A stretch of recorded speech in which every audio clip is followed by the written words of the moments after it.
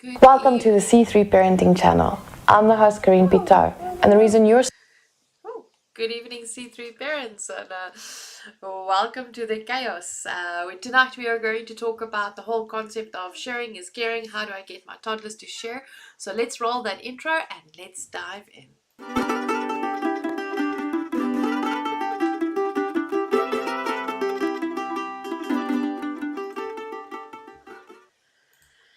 Welcome, welcome, welcome, and let's just chat a bit. All right.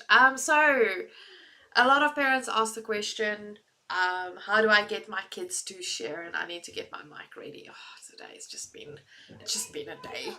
How do I get my kids to share? How do I, especially when they're toddlers and they just want someone else's stuff, please ignore that running up and down.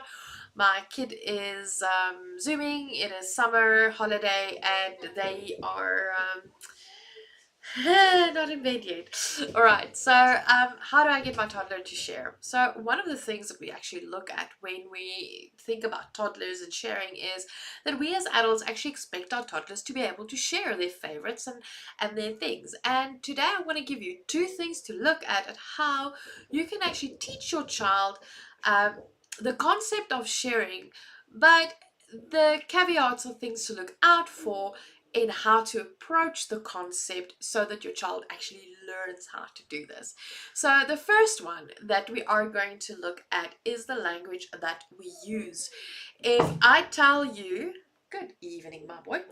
If I tell you that they need to share, we can share a cake, I can, because both of us can have something at the same time. Sharing means that both of us has exactly the same thing. We can do something together at the same time.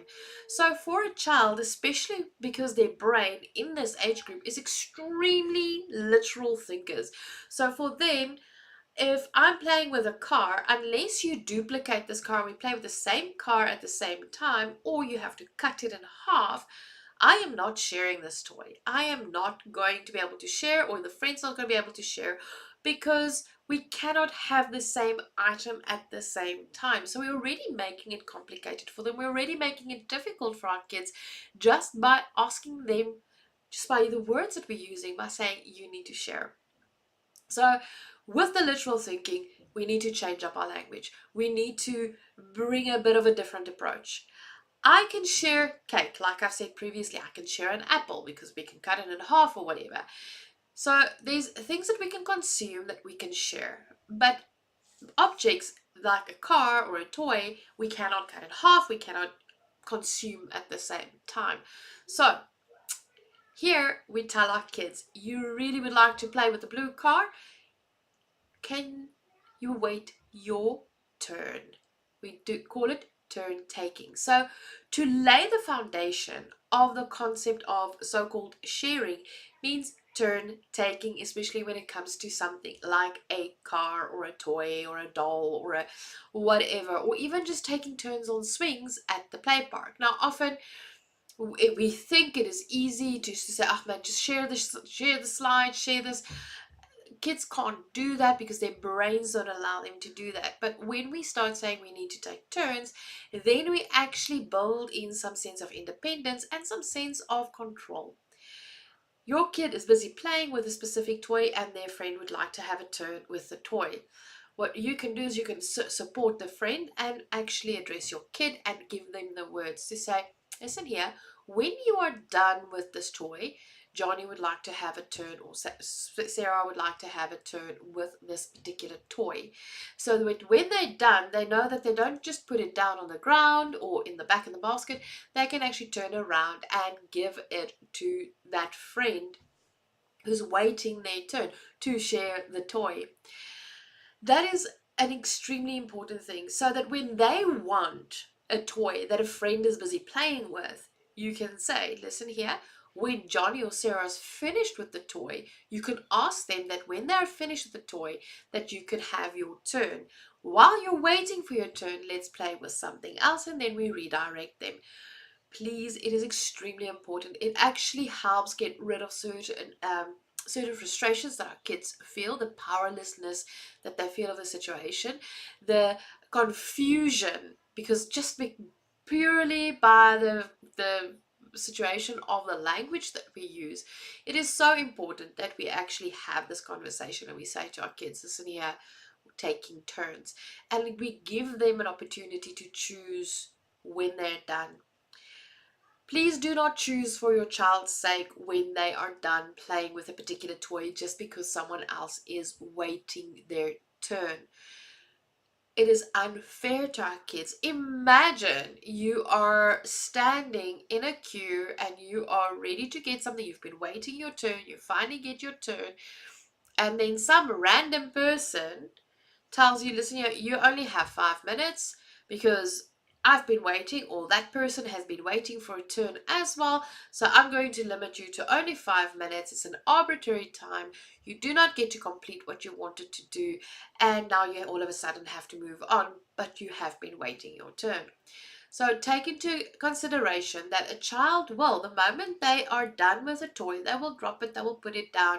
So build into them the habit that they would ask for their turn, or when someone has asked for a turn, for them when they're done, actually they to turn around and give it to the person that's been waiting their turn.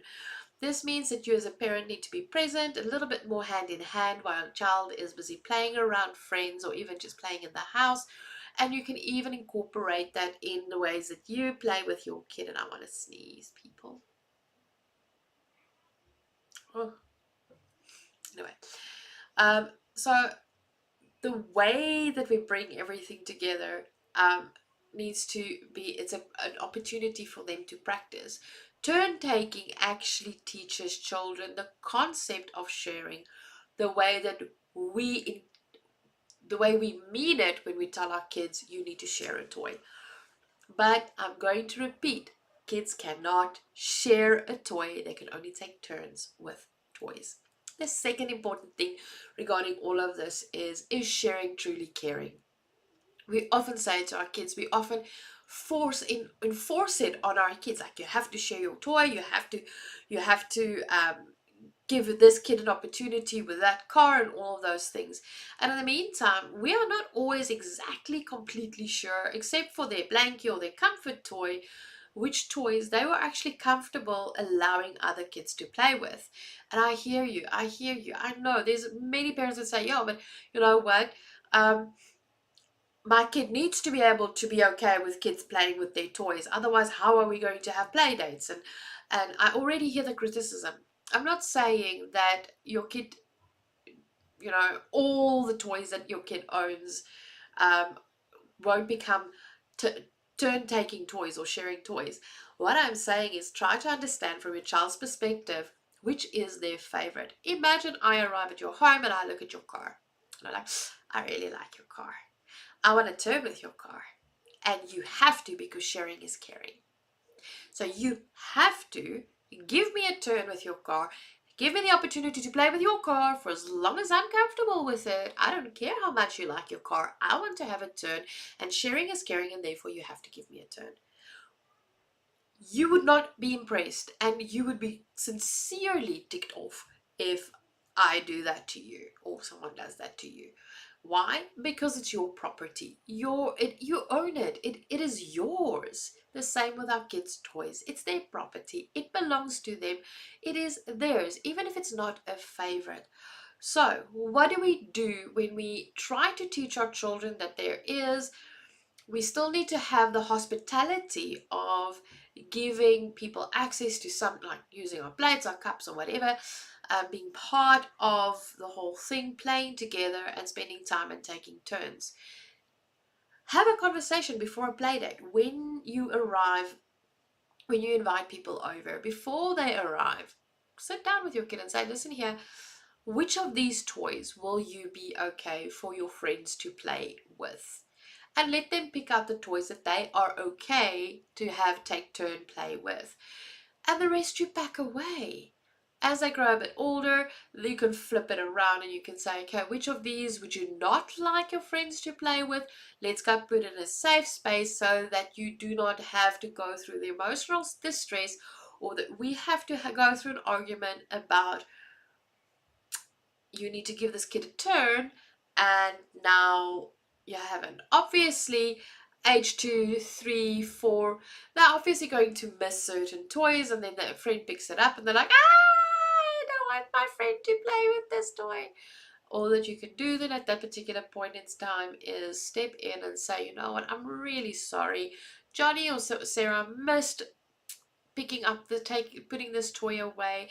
They're really not comfortable in giving you a turn to play with this toy. I understand you really like this toy, but we're going to have to remove this from the play area right now.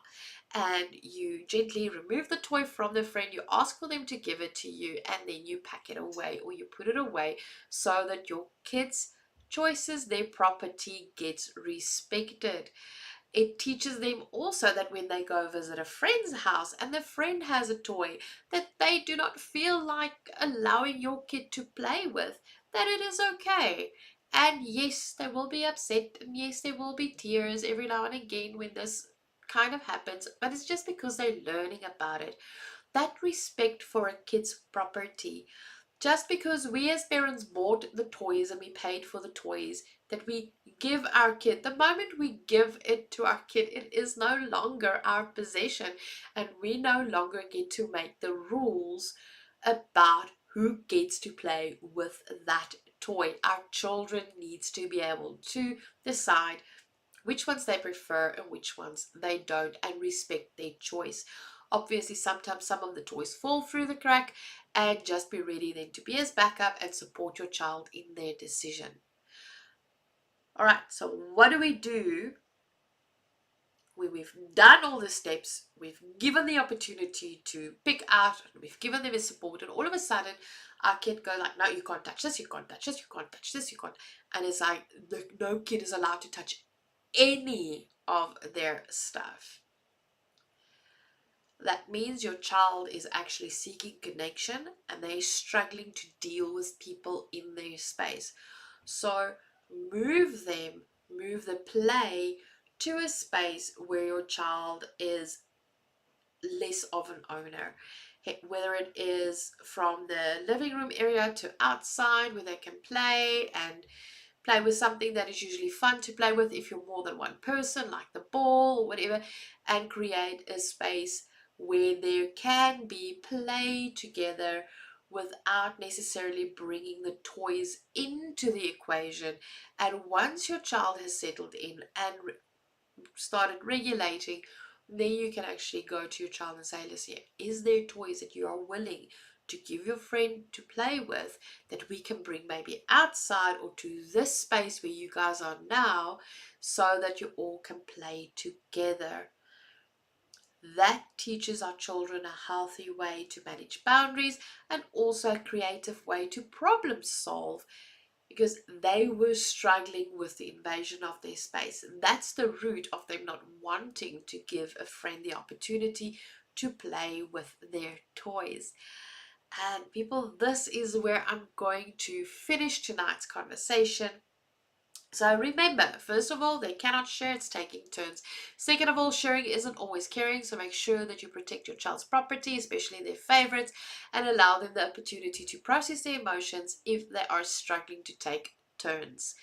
Do not time limit them, and I'll see you guys in the next one. If you want to have a parenting coach in your pocket, join the Patreon community. The description's down in the comment section, in the description down below.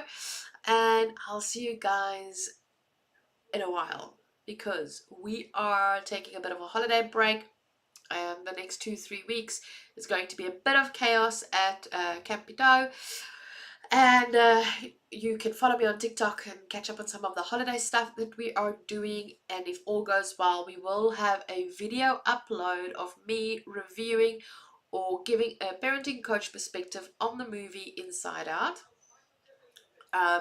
So you'll get all of that within this next 3 weeks. I know things are a bit like iffy, wishy-washy with this. I'm really trying to get everything going, but we are in the summer holidays, and family does have to come first, especially now where our kids needs the extra time, but also mother-in-law is visiting out of South Africa, and I'm super excited to just spend time with her and just go adventuring in the Netherlands and some places in Europe, and we'll see you and we'll keep you updated. I really love you all. Thank you for watching. Thank you for taking care of everything, and I'll chat with you again very soon. So our next live will probably be in the next, like, in 4 weeks' time. Stay safe, and for those, not even for those, stay safe, guys. And if you live in this world, take care, love, and be gracious to those around you. Cheers.